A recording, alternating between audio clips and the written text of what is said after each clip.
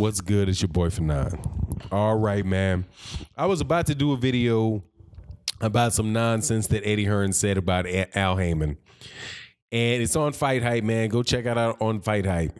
And then a report came out of the Daily News, the Daily Star, in dailystar.co.uk. Came across my feed, and it says Anthony Joshua set for career high purse as Jarrell Miller fight nears confirmation. Dazn is really, if this is true, Dazn is really trying to buy their way into American boxing. Buying their way into American boxing. By guaranteeing Anthony Joshua that type of money to come fight in Madison Square Garden in hopes to get casual boxing fans and hardcore boxing fans in the United States to subscribe to their channel. For Anthony Joshua and Jarrell Big Baby Miller. If that is not desperation, I don't know what desperation is. You are throwing everything but the kitchen sink. And kudos to Dazn for trying to do what they got to do. They paid, my rumor is they paid $35 million for Canelo Alvarez and Rocky Fielding. How many people watch Canelo Alvarez versus Rocky Fielding? How many people are really going to sign up to Dazn to see Anthony Joshua versus Jarrell Big Baby Miller? This is a UK channel who really and truly has almost no concept and no understanding of the United States boxing market. They are intending on putting on a UK boxing program where most of the fighters are on this undercard are going to be fighting against American fighters fighting UK fighters, and their headline is Anthony Joshua, who cannot get over 200,000 people to watch him fight on Showtime, right, against moderate opposition, paying him $35 million to come to the United States. Absolutely amazing, man. Absolutely amazing. And I'm sure people are going to say, and I know, hey, man, we can all have our opinion on how you interpret things, right? Oh, Anthony Joshua made so much money. Yeah, okay, he made so much money. Maybe, if those reports are accurate. It's coming from Eddie. I'm sure it's coming out of the UK. We don't know for sure if that's what he's going to actually get paid, because it's hard to believe anything these guys say out of the UK. But even if you assume that it's true, that is desperation on the part of Dazn, who literally cannot find and have had in half a year. What do they start in July? This is February. Zero traction into the U.S. Boxing market, because Eddie Hearn is damn near absolutely failed these cats in the things that they're doing. So Eddie Hearn, to save his billion-dollar deal, his quote-unquote billion-dollar deal, snatches Anthony Joshua away from Sky Sports and puts him on Dazn in the United States and allocates a bunch of his budget to bring him over there. That's the way that I see it. Now, what did he say about Al Haymon? What is he in the interview about Al Haymon? I was originally going to go over what he said about Al Haymon, but I want you to go to the video. I'm not going to put a recording of Fight Hype in here. Go to the Fight Hype interview and listen to what Eddie Hearn says. And it will explain to you, if you look at the bigger picture, right? Don't look at this high. Look at just the news, the headline that they're going to flash out at you, right? That they're going to sell to UK. I don't even know why they're selling to UK fans. They need to be selling to American fans, because the UK fans don't get to see Dazn. But anyway, the news that they put out there, right? The spin that what they put out there.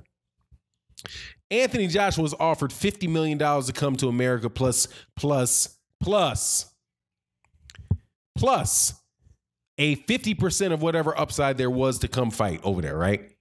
That's the reported offer that was made by the PBC, right? Whether it would have been Showtime, Fox, whatever, that was the offer they made, right?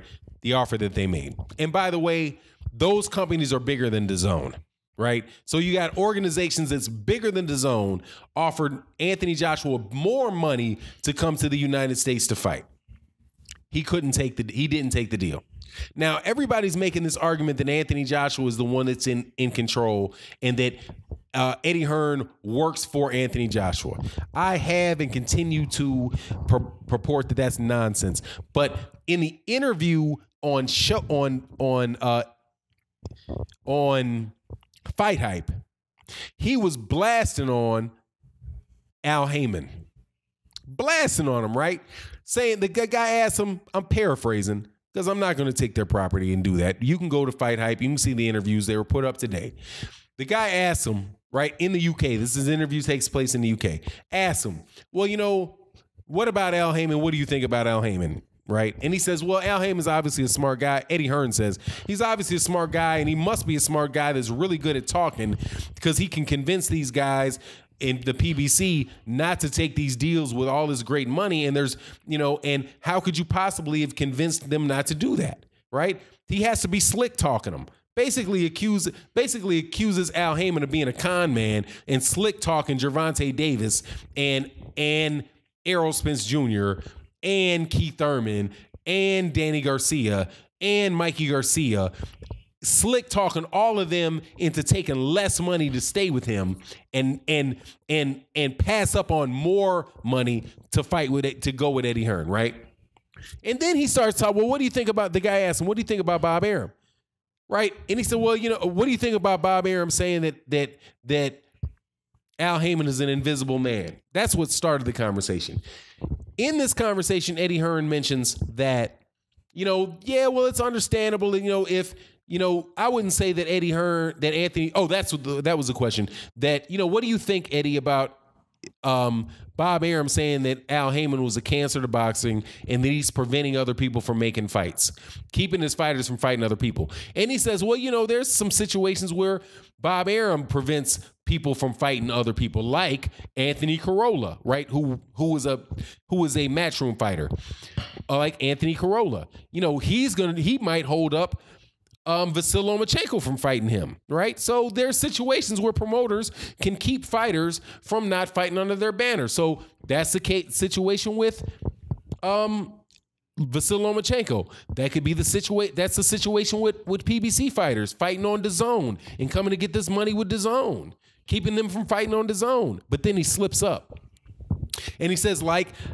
Anthony Joshua fighting on other networks. And then he says, like me, keeping Anthony Joshua from fighting on, I'm paraphrasing, me keeping Anthony Joshua from fighting on other networks. Oh, I mean, no. Then he switches it real quick because he realizes what he said. Then he switches to, well, Anthony Joshua telling me that I can't have him fight on other networks. Huh, Eddie? What? So you're trying to tell me that you're trying to convince Anthony Joshua to fight on other networks other than DAZN and Sky?